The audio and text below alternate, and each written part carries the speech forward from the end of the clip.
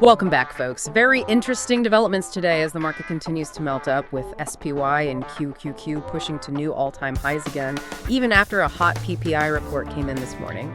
But under the hood, oil stalled right at triangle resistance, the dollar ran into its 200-day moving average, the 10-year yield tapped 4.5% and hesitated, XLF closed weak, and Bitcoin sold off for the third day in a row. So there's a lot more going on here than just fresh highs in the indexes. Yeah, it really is wild. And seeing tech just shrug off that data today was something else. Let's break down what Grok Trade is seeing in the charts. And before we do, quick reminder that this is not financial advice or a recommendation to buy, sell, short, chase, hold, or panic out of anything. Grok Trade is sharing technical analysis, market commentary, and trader education based on today's price action. So follow your own process, keep your risk managed, and talk with a qualified advisor for advice specific to your situation. Absolutely. And, just looking at the calendar, it is Wednesday, May 13th, 2026. The fact that we got that hot 1.4% PPI report this morning, well above consensus, obviously. But the market just took it. It acted like a vehicle with, heavy-duty shock absorbers. Yeah, totally. Those massive corporate cash reserves and, huge AI earnings expectations really allowed tech to take that inflation hit without bottoming out. Right, exactly. Which ties perfectly into some classic trading wisdom.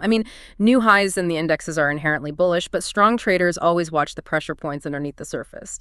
Inflation data, yield, sector lag, dollar resistance, and key trend line tests. Oh, 100%. You always have to watch those underlying pressures. We had a subscriber, DudeRocks4209, ask our thoughts on the chip space and AMD, advanced micro devices.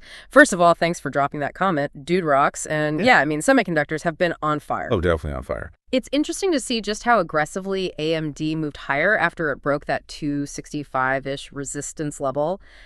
By every metric conceivable, semiconductors are overbought, but that's not to say they can't keep pushing higher. Right, they really can. Markets can remain irrational longer than we can remain solvent, right? In the case of AMD's chart, it's not showing any hint of slowing down yet. It looks like she's in the early formation of a high base or possibly a bull pennant. Yeah, and just to break that down quickly, a high base basically means market psychology is taking a breather. Buyers pause, but sellers aren't stepping in to drive the price down.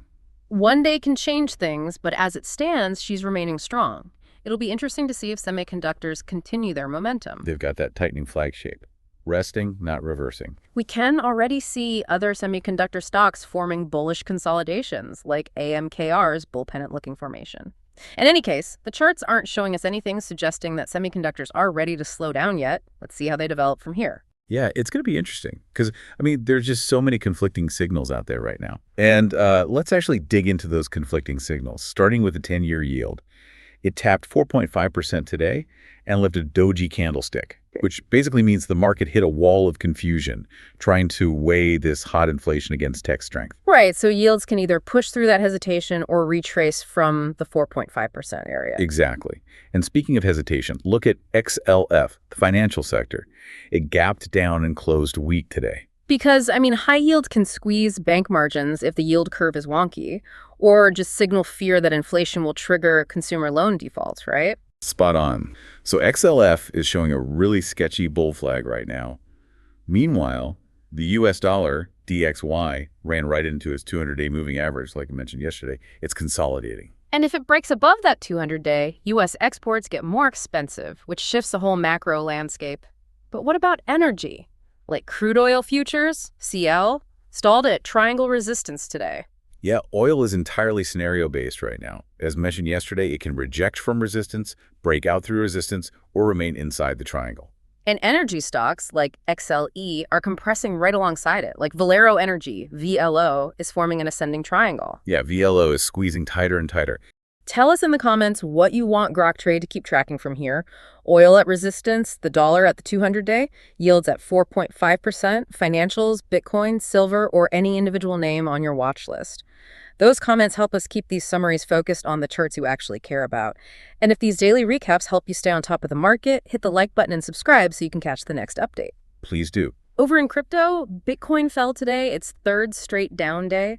It took out a short-term low, so that signals a possible daily trend change that could trigger a broader weekly downtrend. Right, but then silver futures, SI, broke out of its symmetrical triangle with massive follow-through momentum. So with all these multi-time frame conflicts everywhere, you really have to stay calm and practical.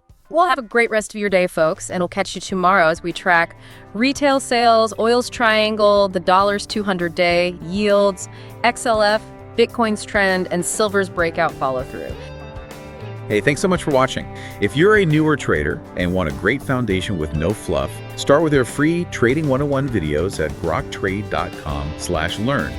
And if you're ready to reach your full trading potential, whether you're a total beginner or a battle-hardened trader, check out our mentorship program at groktrade.com/trading mentor. All of these links are in the description below. Grok Trade is where traders reach their full potential.